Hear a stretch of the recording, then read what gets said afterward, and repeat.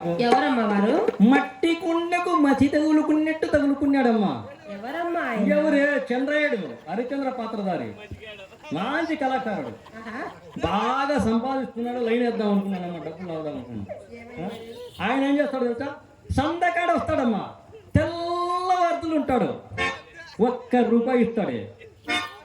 అమ్మా తెల్లవారుండి ₹1 ఇస్తే 5 లక్షల రూపాయలు ఎన్ని రోజులు పడుతుంది? ఎన్ని రూపాయలు ఇచ్చి జాకెట్ పీస్ వచ్చాదమ్మా. ఎలాగైనా సరే అతగాని వద్ద నుండి పైకము లాగుదామని ఫుల్ బాటలు మందు తెచ్చి 3 అంశాలు గ్లాసులో పోసి అతగానికి అందించిన. అతగాని తాగలేదమ్మా, నా నోటికి అందించాడు. నేను తాగనయ్యా బాగుంటే నువ్వు తాగుతాయి, నేను తాగనంటాడే. అంటే నీకు అలవాటు లేకపోయినా నువ్వు మందు తాగేవమ్మా? ఏం చేద్దాం, ఏమన్నా పని కావాలా కదా. కానీ ఆయన నాకు దాపా, నేను ఆయనకు దాపా, ఆయన నాకు దాపా, నేను ఆయనకు దాపా, ఇలా సంపాదించేందుకు సారా సీసాలకే సరిపోయిందమ్మా. అయినా కష్టపడి నీ కోసం 2 కోట్లు మిగిలించానమ్మా. మా అమ్మ ఎంత మంచిదో, నా కోసం 2 కోట్లు పెట్టిందట. అమ్మాయి ఇలా రాయే నా తల్లి. ఏమ్మా? ఆ నగలు అమ్ముకోకుండా చూసుకో. ఏమ్మా? కోట్లు అంట, కోట్లు మనకాదేస్తాయి కోట్లు. నువ్వే కదమ్మా 2 కోట్లు మిగిలించాను. ఖచ్చితంగా 2 ఉన్నాయమ్మా, ఒకటి వాన కోటు, ఒకటి చలి కోటు. కోట్లు అంట, కోట్లు మనకాదేస్తాయి కోట్లు. అమ్మా సరే కానీ నేను ఒక మాట అడగనా? అడిగమ్మా. వయసులో ఉన్నప్పుడు మనం ఎంత గడించను, ముసలితనం వచ్చేదకి మనకు కూడుకు గుడ్డకు లోటకున్నట్ట కదమ్మా. ఆ శాపం ఇప్పుడు అమల్లో లేదమ్మా.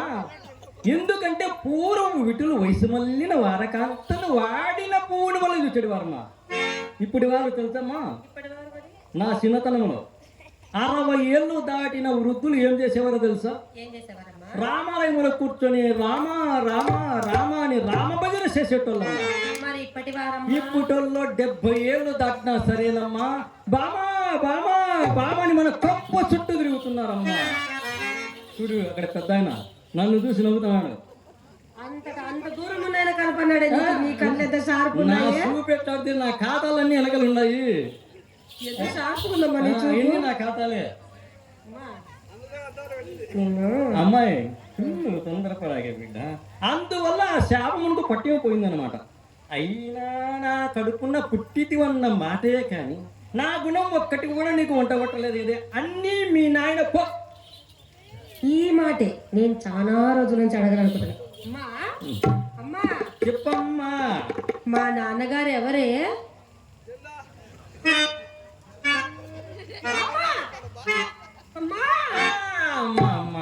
మా నాన్నగారు ఎవరంటే నీవే మరా మురిసిపోతున్నావు. మీ నాయన గుర్తొచ్చి మురిసిపోక ఏం చేయాలి బిడ్డ? ఈ వయసులో కూడా మా నాన్న గుర్తొస్తే మా అమ్మ మెలికలు తిరిగిపోతాను. మీ నాయన మంచి పాలయ్యాడే. అమ్మాయి సర్వసాధారణంగా ఆడపిల్లలు 12-13 ఏళ్ళకి పెద్ద మనిషి అవుతారు కదమ్మా. అవునమ్మా, నేను 10 ఏళ్ళకి అయినానమ్మా. అందుకే సూపర్ ఫాస్ట్ అనింది. అప్పుడు వచ్చినాడు మీ నాయన, నిన్ను కడుపునేసాడు, పత్త లేకుండా వినాడు. ఇవాళ జనాలు వినపడతాను చూసుకో. అమ్మా ఎక్కడున్నారు? ఒక్కసారి నాన్న అని పిలవనా? బిడ్డ నీ పోలికి ఎవరుంటే వాళ్ళే మీ నాయనమ్మా. ఇంతమందిలో నా పోలికి ఎవరని కనుక్కుంది.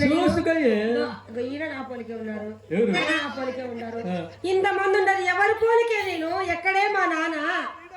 బిడ్డ మీ నాయన మంచి కళాకారుడే. మీ నాయన దాసరి గంగిరెడ్డి. మా అమ్మ మా నాన్నగారి పేరు చెప్పేసింది. అమ్మా సింగపూర్కి వచ్చి బాగా సంపాదించాడు, 20 స్థలాలు గిలాలు బిస్తగా ఉన్నాడు మీ నాయన.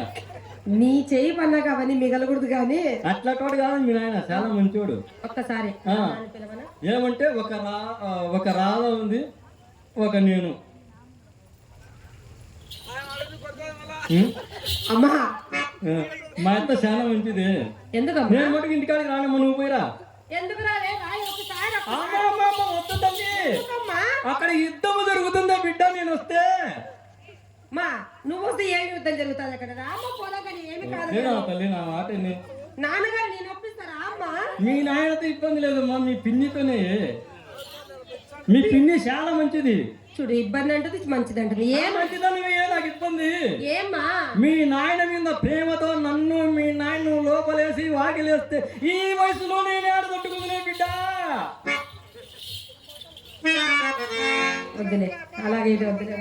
దీనికేమి కానీ ఈ పీడిగా పోయినాడే ఎవరమ్మా? వాడే ఉండాపుడుకు భవాని శంకరం గారు. ఆయన్నేమో. ఆయన ఏమి సిగ్గుపడుతుంది చూడాలా.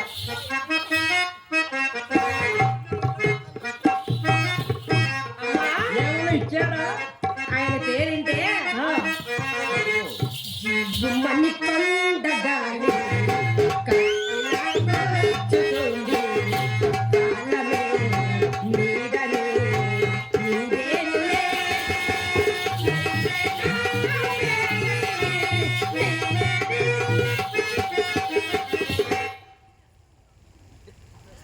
ఇంతకు ఏమైనా ఇచ్చారా? అమ్మా, ఆ, ఆయన ఎవరినో సొమ్ము అడిగారంట. ఆ. తప్పకుండా వస్తారని నా చేతిలో చెయ్యి వేసి ప్రమాణం చేసి వెళ్ళి చేతిలో చేసి ప్రమాణం చేసి వెళ్ళినాడు. వాడికి ఎవరు ఇస్తారు అప్పు? ఐపీ పెట్టినోనికైనా అప్పు పుడుతుందేమో కానీ మన ఇంటికి వచ్చినోనికి అప్పు పుట్టదు. ఎందుకమ్మా? ఎందుకేమిటి? ఐపీ పెట్టినోనికి అంత ఇంత బ్యాంక్ బ్యాలెన్స్ ఉంటుంది, మన ఇంటికి వచ్చేవాడికి పుట్టకోసే తప్ప ఏముండదు. వాడికి ఎవరు ఇస్తారు అప్పు? లేదమ్మా. ఎక్కడ అప్పు దొరక సందకాడైతేనే వాడు ఎర్రగుంట్ల గ్రామంలో క్రాంతినగర్ పోయినాడికి అక్కడికి వినాయక చవితి సందర్భంగా అక్కడ కార్యక్రమాన్ని ఏర్పాటు చేశారు మా పెద్దలంతా. అక్కడ ఎవరెవరు ఉన్నారు తెలుసా?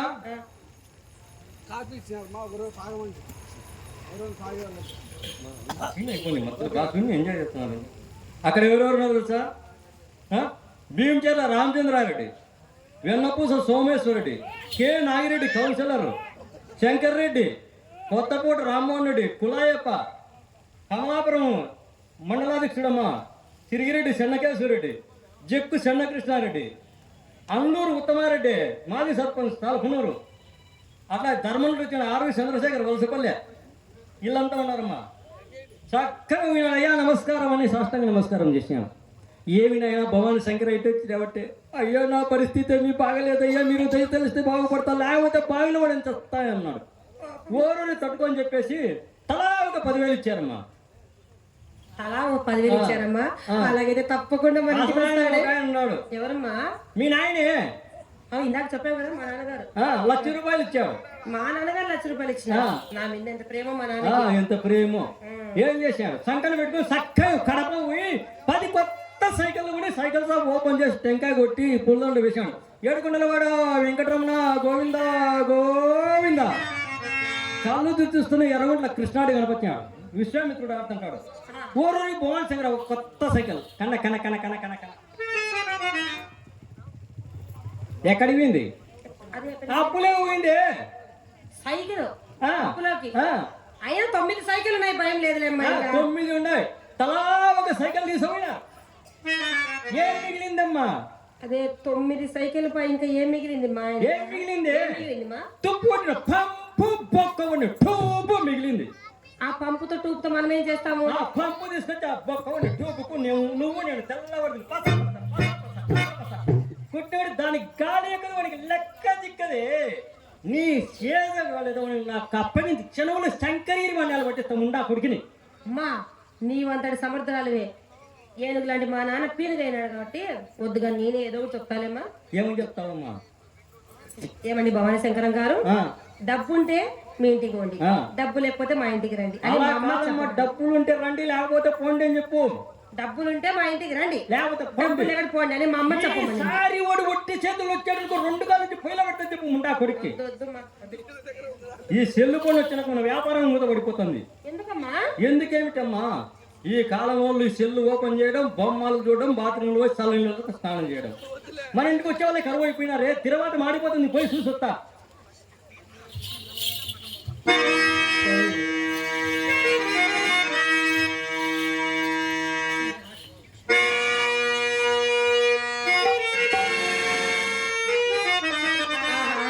ఈ చల్లని గాలిలో హాయిగా ఎంత హాయిగా ఉందో తెలుసా?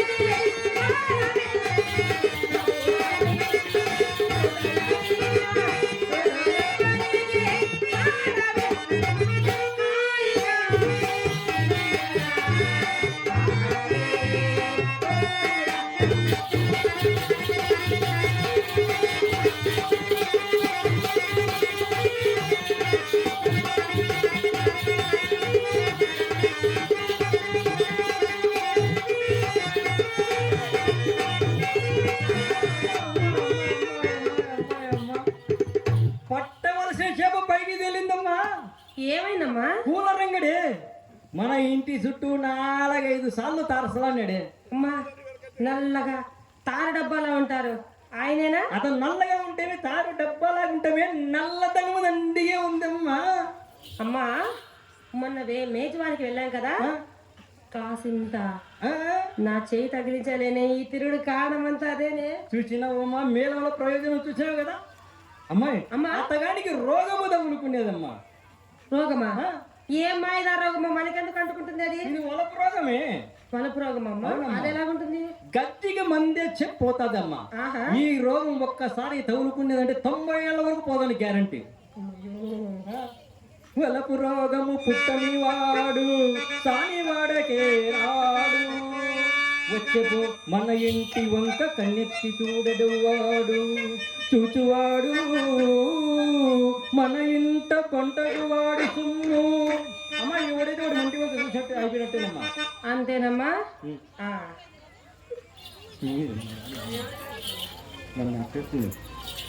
అమ్మా, అమ్మాయి అయినా ఈ బట్టలు బాగలేవమ్మా. ఏమైందమ్మా? కొత్త డ్రెస్ అయినా వద్దమ్మా. ఎందుకమ్మా? ఎరుపు లంగా, ఎరుపు ఓని, ఎరుపు చోలి, ఎరుపు పూలు పెట్టుకోవాలమ్మా. ఎందుకమ్మా ఎరుపు ఎరుపు ఎరుపు ఎందుకమ్మా? బిడ్డ, వాడు ఎరుపులో ఇరుక్కున్నాడు, ఇంకా అటు పోలేడు ఇటు పోలేడు, ఇన్ని తనుకులాడు తెస్తాడే. అంటే ఎరుపుకి అంత మహిమ ఉందా? ఎర్రలైట్ వెలిగితే రైలు బండే ఆగిపోతుంది. వాడెంతమ్మా? అంతేలేమ్మా. ఆ పూల రంగు రాగానే బాగా అలంకరించుకుని పైన నిలబడి సగం మాత్రమే కనపడాలమ్మా. సగమే ఎందుకు? నువ్వు సగమే కనపడినావు అనుకో, ఎంతుందో ఎగబడి చూస్తారమ్మా. నువ్వు పూర్తిగా కనపడినావు అనుకో, ఉండేది ఇంటని పత్తా లేకుండా పోతారు. అలాగైతే నేను సగమే కనపడతాను. సరే అమ్మాయి. అమ్మా, చిత్రం చూడిపోయి పొద్దున బజారు పోయింది. అవునమ్మా, ఇది పొద్దున్న నుంచి ఇంటికే రాలేదు. ఎక్కడికి పోయింది? చూడిపోయి ఎక్కడికి పోయిందో. ఏమే ఎందుకు అడుస్తున్నావే?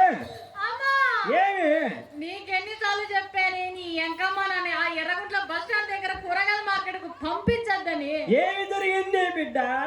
అమ్మా, నేను అక్కడికి వెళితే అబ్బాయిలంతా నన్ను చూసి, చిత్ర నువ్వు నెల్లూరి నిరజాన మాదిరి చాలా అందంగా ఉన్నావు.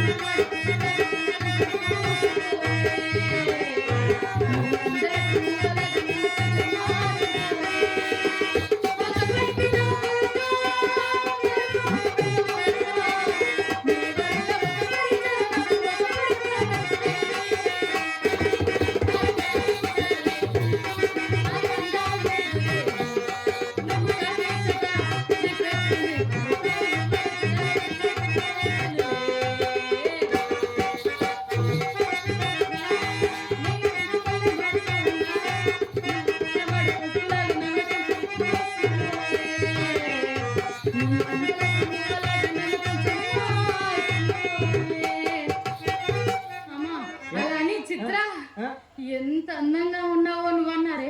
అన్నారమ్మా, అంటారే. అంత అందంగా అయినా నీకెన్నిసార్లు చెప్పాను నన్ను కూరగాయలకు మార్కెట్ కి పంపించద్దు అని? ఏమైంది చెప్పుదే కదా పూర్తి విషయము. ఏమైంది? ఆ అబ్బాయిలేమో నన్ను చూసి అలా ఇలా బాగా చిత్ర ఏమున్నావు కత్తి లాంటి ఫిగర్ నువ్వు, ఆహా చూస్తుంటేనే ఏదేదో చేయాలనిపిస్తుంది చిత్ర అంటున్నారమ్మా. ఏంటమ్మా, ఏం చేస్తారమ్మా అబ్బాయిలు కలిసి? ఏంది చేస్తారు? అడిగింటే నన్ను అడిగింటారు, నువ్వు ఊరికే మా అమ్మని అడిగినారు. మర్చిపోయినానమ్మా. అయినా నీకెందుకే, నిన్నెందుకు అడుగుతున్నారే? నాకు అడుగుతారమ్మా. ఎందుకు అడుగుతారమ్మా? అయ్య బాబాయ్, ఈమెకు సిగ్గు కూడా వస్తుంది. అమ్మా అమ్మాయి సిగ్గు పడుతున్నావే నువ్వు ఈ వయసులో? చిచ్చే సిగ్గుపడితే బాగోదు. ట్రైనింగ్ సెంటర్ అమ్మా, ట్రైనింగ్ సెంటర్. ట్రైనింగ్ అంటే వాళ్ళు ఇక్కడ పాస్ అయితే అక్కడికి పోతారు. పాస్ అవ్వాలంటే పరీక్ష రాస్తే పాస్ అవుతారు. అది కాదమ్మా, ఏం పాస్ అవుతారు? అది కాదు బిడ్డ. 10th పాస్ అయితే ఇంటర్వ్యూ పోతారమ్మా. మన ఇంట్లో పాస్ అయితే సంసారానికి పోతారు.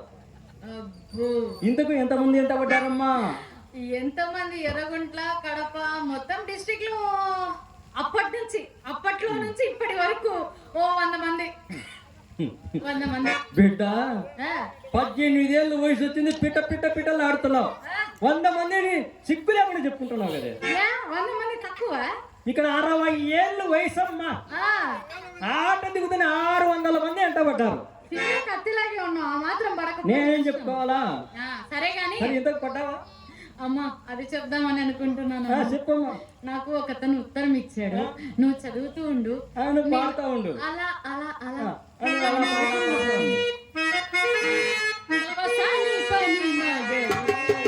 నన్ను ప్రేమించే మగవాడి నువ్వేనని, ఆ చెలకాడి నువ్వేనని నాకు అనిపించింది.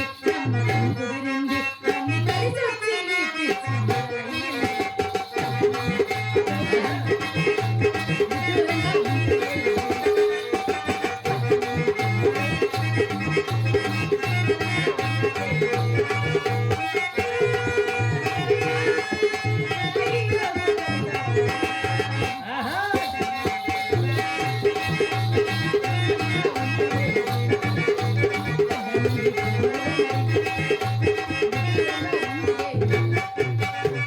పడద్దురా అంటే పడతావురా బురదలోకి. ఎందుకు రాను?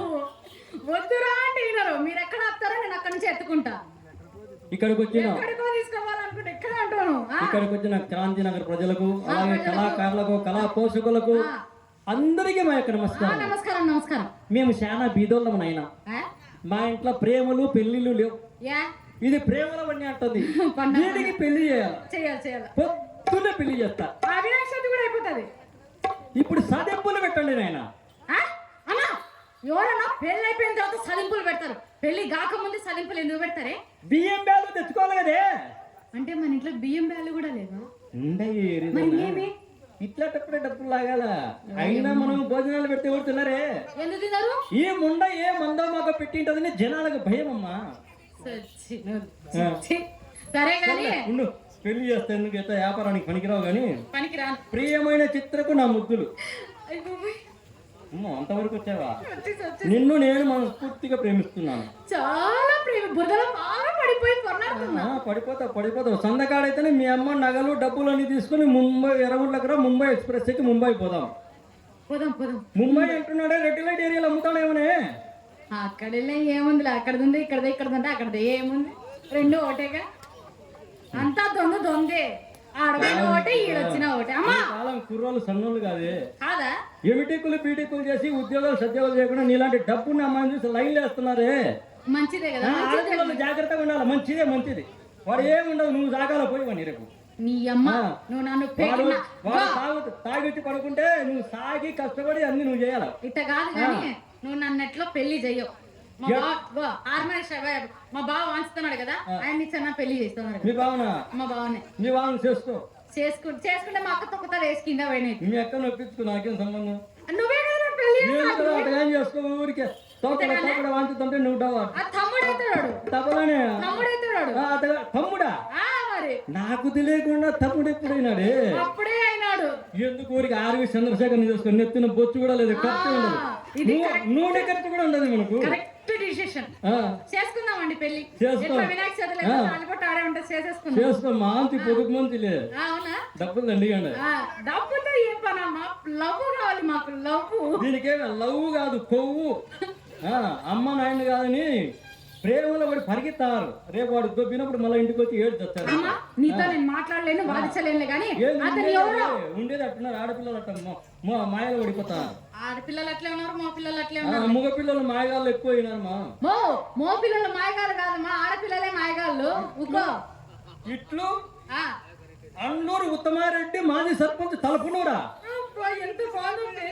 ఏంది అందరూ ఉత్తమారెడ్డికి ప్రేమించామే చాలా అందగాడు కదమ్మా. చూడే నెత్తినంత పొత్తు తెల్లగా అయింది ఆయనకు.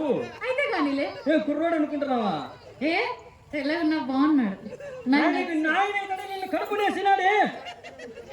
జిమ్మాడి పోను, ఇది పెళ్లి చేయదు, నన్ను సుఖపండిదు. అమ్మా నేను ఈ జీవితంలో పెళ్లి కాదు కదా ఇంకేది చేసుకోనిలే గానీ సన్యాసం తీసుకోమా, దండం పెడతాను. అబ్బా అంతకంటే మించిన పని ఇంకో ప్రపంచం లేదు.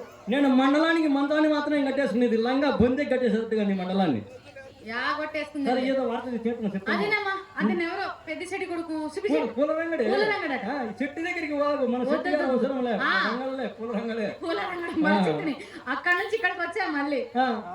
పూలరంగడా పూలరంగడమ్మా వచ్చాడు, ఎగాదిగా చూశాడు. ఏకాదిగా చూసాడు, ఏమైనా చేశాడే? ఎవరు చేయమను, ఈయన గానీ ఏం చేస్తాడు? నన్నేం చేయడంట, నిన్నే రాత్రికి వచ్చి ఏదో చేస్తాడంట. నన్నేం చేస్తాడే? ఏం చేయడా? మీసాల మీద నిమ్మకాయ నిలబెట్టే వాళ్ళ నాయనే నన్నేం చేయలే. ఈయన మీసం మీద జీడిపప్పు నిలబడుతుంది, నన్నేం చేస్తాడే? అవునా? ఏం చేస్తాడో ఏం చేయడో నాకు తెలీదు. నా దగ్గరకు వచ్చి చిత్ర మీ అక్క ఏం చేస్తుంది అని అడిగాడు. ఏమని చెప్పావమ్మా? నేనా బావగారు మా అక్క మీకోసం అందంగా పైన గదిలో చెప్పాను. నా తల్లి అన్ని నా పోలికలు. ఇంకా ఇంకా ఇంకా చెప్పు. ఇంతసేపు మంచానికి కాదు గొంచానికి సన్యాసం పుచ్చుకోనే, ఇప్పుడు ఇంకా వాత వేస్తానే నా పోలిక దండిగా వచ్చినాయంటుంది. ఏమి కథ ఏమది? నీ నోటు మాట ఊడిపోయేసరికి వినాయక స్వామి నవరాత్రులు అయిపోతాయి. నిమజ్జనం కూడా అయిపోతుంది.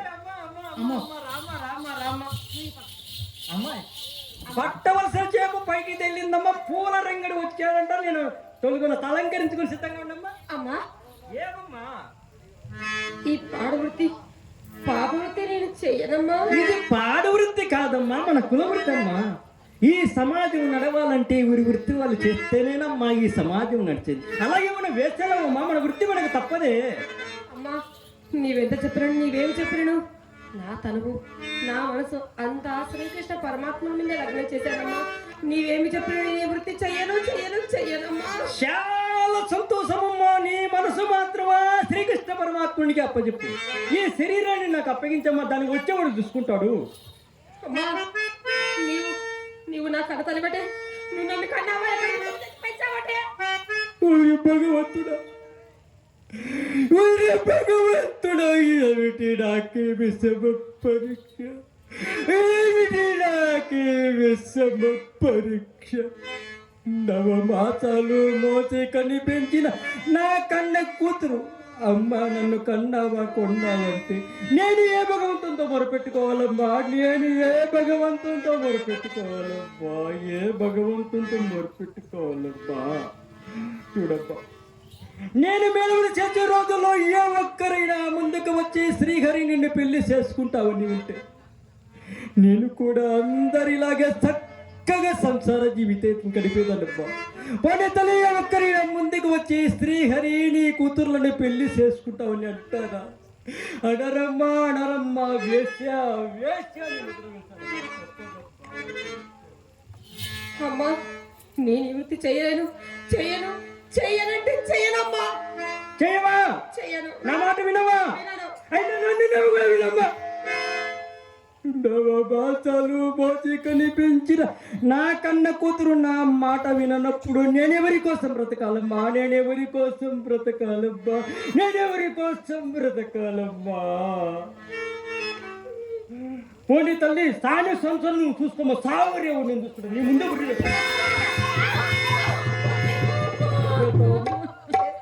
నా తల్లి నువ్వెందుకు అడుస్తున్నావే? నువ్వు చచ్చిపోతే మా ఇంటికి పెద్ద దిక్కు ఎవరే? అయినా నేను ఆడిపోతున్నా, ఇంకా ఎన్నో కొంపలు కూర్చాలా? నీకు బుద్ధి ఉందా? రోజు అక్కనెందుకు చెయ్యి చెయ్యి చెయ్యి అంటావు? ఆ పని ఏదో నాకు చెప్పు, నేను చేస్తా కదా. నువ్వు చచ్చిపోతే నాకు పెళ్లి చేసే వాళ్ళు కూడా దిక్కుండారు. నాయనా జక్కు చిన్నకృష్ణారెడ్డి యాడోడు చూడు బిడ్డ ఏదో చేస్తాడు చూడు నాయన ఒకసారి. నువ్వు చేసే వయసా కాదా? నేను చెప్పిన వాటి చెప్పు.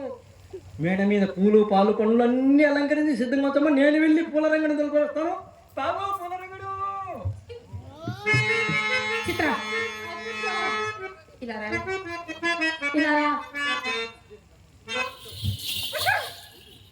నీకెన్నిసార్లు చెప్పానే ఇలాంటి వార్తలను మోసరావద్దని నీకు ఎన్నిసార్లు చెప్పాలి? చెప్పకపోతే ఆమె తిడుతుంది అక్క, చెప్పితే నువ్వు తిడుతావు.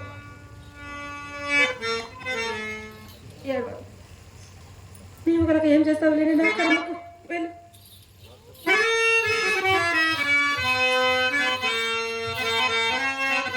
చీచి, ఏమి వృత్తిది పాడు వృత్తి, ఏమి వృత్తిది పాడు వృత్తి. జరగవలేని తెలియడమా శాంతనమున సమ్మింపవలెనాని దేహమెల్లా.